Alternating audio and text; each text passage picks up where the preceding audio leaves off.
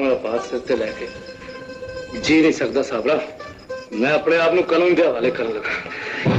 लॉलीवुड में अंजुमन और सुल्तान राही की जोड़ी ने वो अरूज देखा जो कम ही लोगों को मिलता है। उनकी जोड़ी फिल्मी तारीख की सबसे कामयाब और बड़ी जोड़ी थी, लेकिन उनकी जोड़ी को इकबाल हसन ने तोड़ा। जब वो फिल्मों में जलवागर हुए तो उन्होंने सुल्तान राही और अंजुमन के साथ तीसरे फर्द के तौर पर नाम कमाया। जितनी अच्छी जोड़ी सुल्तान राही और अंजुमन की थी, उतनी ही अच्छी अंजुमन और इकबाल हसन की भी जोड़ी रही। आज की वीडियो में इकबाल हसन और अंजुमन के स्टूडियो में पकड़े जाने के बारे में आपको बताएंगे कि किस तरह इकबाल हसन ने अंजुमन की इज्जत लूटने की कोशिश की, जिसपे अंजुमन ने स्टूडियो में पंचायत बिठाई और इकबाल हसन वहां भी अंजुमन की तजलील करके चले गए। और इस तरह किसने अंजुमन को फिल्म कातिल हसीना के सेट पे नंगा करने का ऐलान किया था। मेरे होंदे तू कली किवें रह सकदी है मां? अज तो मैं तेरा ना करा ते नाले पुत्र दे होंदे तू मुफ्त मकान क्यों लै रही है?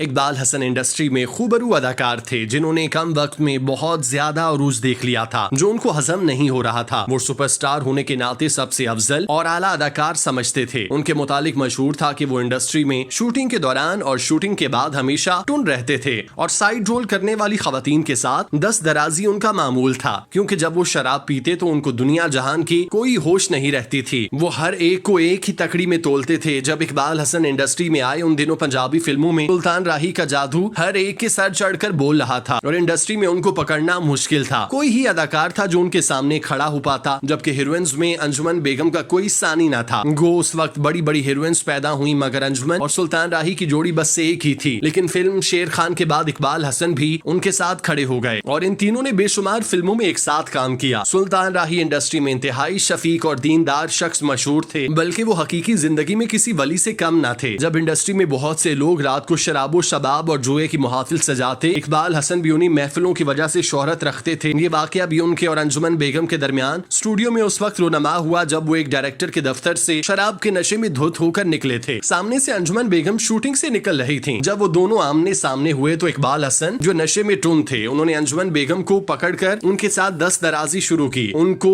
किस करना शुरू कर दी, क्योंकि वो अंजुमन के साथ फिल्मों में इस तरह के सीन अक्सबंद करवाते रहते थे। लेकिन यहाँ उन्होंने हकीकत में उनके साथ बोसो किनार शुरू कर दिया, जिसपे अंजुमन ने शोर मचाया और लोग वहां पर इकट्ठे हो गए। इकबाल हसन जो उस वक्त सुपरस्टार थे और इस तरह के वाकयात के हवाले से पहले भी शोहरत रखते थे, वो मुखलिजात बकते हुए सीढ़ियां उतरकर अपनी गाड़ी में बैठे और घर चले गए। ये वाकया स्टूडियो में जंगल की आग की तरह फैल गया कि अंजुमन इकबाल हसन के साथ स्टूडियो के अंदर घुप अंधेरे में पकड़ी गयी। अंजुमन बेगम ने अगले दिन स्टूडियो में पंचायत बिठा ली और तमाम प्रोड्यूसर, डायरेक्टर की एसोसिएशन और सीनियर फनकारों को बिठाकर सारा वाकया सुनाया। तो उन्होंने इकबाल हसन को बुलाया और उनसे सारे वाकये के बारे में पूछा। तो उन्होंने अंजुमन बेगम को मुखातिब करते हुए कहा, तुम्हारी क्या हैसियत, तुम 1,000 रुपए में रातें गुजारने वाली औरत हो। इकबाल हसन ने उस वक्त अपनी जेब से 500 रुपए का नोट निकाला और अंजुमन बेगम की तरफ फेंक कर कहा, ये लो, तुम्हारी एक किसके पैसे, तुम्हारी यही कीमत और हैसियत है। इकबाल हसन 500 रुपए फेंकने के बाद ऊंची आवाज में बोलते हुए कमरे से बाहर निकल गए और कमरे में मौजूद सभी लोग एक दूसरे का मुंह तकते रह गए। इंडस्ट्री में इस तरह के वाकयात रोनमा होते रहते हैं, लेकिन किसी ने किसी बड़ी अदाकारा के साथ ऐसी बदतमीजी की हो। ये वाकया पहली दफा रोनमा हुआ जिसने इंडस्ट्री में खवातीन फनकारों को तशवीश में मुब्तला कर दिया। इकबाल हसन ने इस वाक़े पर किसी किस्म की पशेमानी का इजहार नहीं किया, बल्कि वो चौड़े हुए फिरते रहे। हालांकि उनका और अंजुमन बेगम का कोई मुकाबला ही न था। उन्होंने उस वक्त 1 से 1.5 दर्जन फिल्मों में काम किया होगा और इस बात में कोई शक नहीं कि उनकी फिल्में हिट थीं और वो शानदार अदाकार थे। लेकिन जहां उनकी अदाकारी शानदार थी, वहीं उनका जाती किरदार इंतहाई बुरा था। वो हर वक्त शराब के नशे में धुत रहते, जबकि अंजुमन बेगम उस वक्त पंजाबी फिल्मों की मलिका थी। कोई प्रोड्यूसर और डायरेक्टर उनके बगैर फिल्म बनाने के बारे में सोच भी नहीं सकता था। बल्कि अगर ये कहा जाए कि इंडस्ट्री के सारे प्रोड्यूसर अंजुमन बेगम का इंतजार करते कि वो शूटिंग की कब तारीख दें और वो अपनी फिल्म की शुरुआत कर सकें। ये वाकया जिन दिनों और जिस वक्त का है, अंजुमन बेगम उस वक्त लगभग 10 फिल्मों की शूटिंग में मसरूफ थी और उस वक्त भी किसी शूटिंग के सिलसिले में बलाई मंजिल से नीचे की तरफ आ रही थी तो इकबाल हसन ने उनके साथ बदतमीजी की। इसी तरह का एक और वाकया भी अंजुमन के साथ हो चुका था। जब उनकी शादी हुई तो उन्होंने इंडस्ट्री से कुछ ब्रेक लिया। वो इंडस्ट्री में दोबारा वापस आई तो उनको खलीफा सईद बरादरान की फिल्म कातिल हसीना में कास्ट किया गया, जिसकी लगातार शूटिंग हो रही थी। कातिल हसीना की शूटिंग बिला नागा जारी थी। एक दिन अंजुमन शूटिंग पे नहीं पहुंची और खलीफा बरादरान सेट पे उनका इंतजार करते रहे, लेकिन अंजुमन बेगम ना आई तो खलीफा बरादरान ने पैकअप कर दिया और उनको किसी ने बताया कि अंजुमन बेगम तो स्टूडियो के दूसरे हिस्से में शूटिंग कर रही हैं। तो खलीफा बरादरान अपने भतीजे चीते को साथ लेकर स्टूडियो पहुंचे, जहां उन्होंने अंजुमन से गिला किया कि आपकी डेट हमारे साथ फिक्स थी, आप इधर शूटिंग कर रही हैं, जिस पर अंजुमन ने उनको बताया कि वो घरेलू मामलात में बहुत ज्यादा उलझी हैं, इसीलिए वो वक्त नहीं दे पा रही। वो कल से ऑन टाइम कातिल हसीना की शूटिंग पे आएंगी और काम शुरू करेंगी। खलीफा बरादरान और अंजुमन ने एक दूसरे को तहम्मुल से सुना, लेकिन उनके भतीजे चीते ने अंजुमन के साथ बदतमीजी की और कहा कि ये जो आज नुकसान हुआ उसकी भरपाई कौन करेगा। तो अंजुमन ने कहा मैं कर दूंगी, लेकिन चीते ने उनके साथ मजीद बदतमीजी की और कहा कि वो उनकी फिल्म छोड़ दें। तो अंजुमन ने कहा छोड़ देती हूँ, जिस पर उसने कहा कि हमारा एडवांस वापस करें। अंजुमन ने कहा कर देती हूँ। चीते ने फिर कहा कि हमारा अभी तक जितना सरमाया लगा वो कौन वापस करेगा, जिसके जवाब में अंजुमन ने कहा जमीन पे कपड़ा बिछा लो और भीख मांग कर पूरे कर लो, जिस पर उसने उनके साथ बदजुबानी की और कहा शट अप। तो अंजुमन ने उसको थप्पड़ दे मारा, जिस पर बात दस दराजी तक चली गई और मामलात खराब हो गए। चीता उस वक्त तैश में था। खलीफा बरादरान भी गुस्से की हालत में वहाँ से निकल गए और कहा कि हम इसका बदला लेंगे। उन्होंने जाते जाते ऐलान किया कि वो अंजुमन से बदला लेंगे और उसको इसी स्टूडियो में नंगा करेंगे। थप्पड़ के बदले चीता जितने मार देगा। नाजरीन ये बात भी स्टूडियो में फैल गई और यूसुफ खान तक पहुंच गई। उस वक्त चेयरमैन थे। सारे हालात देखकर अंजुमन ने खुद को कमरे में बंद कर लिया और अदाकार यूसुफ खान, डायरेक्टर मसूद भट्ट और यूनिस मलिक आए और उन्होंने दरवाजा खोला। तो दूसरी तरफ खलीफा बरादरान और चीते ने अपने बदमाश दोस्तों को बुला लिया कि वो अंजुमन को बेइज्जत करेंगे, उसकी वो हालत करेंगे कि इंडस्ट्री छोड़ने पे मजबूर हो जाए। यूसुफ खान ने अंजुमन को दीगर मेंबरान के साथ लिया और खलीफा सईद बरादरान के दफ्तर चले गए, जहां उन्होंने अंजुमन की सुलह करवाने की कोशिश की। वहां अंजुमन ने इंडस्ट्री छोड़ने का ऐलान कर दिया और कहा वो किसी फिल्म में काम नहीं करेंगी, जिसपे यूसुफ खान ने उनको समझाया कि आप इंडस्ट्री ना छोड़ें, ऐसे मामलात होते रहते हैं। नाजरीन ये वाकयात उस वक्त की सुपरस्टार के साथ हुए थे, जिसने उनको इंडस्ट्री छोड़ने पे मजबूर किया, लेकिन वो डटी रही और इंडस्ट्री में अपना नाम और मकाम बनाया। तेरे बाजरे दी राखी, तेरे बाजरे दी राखी।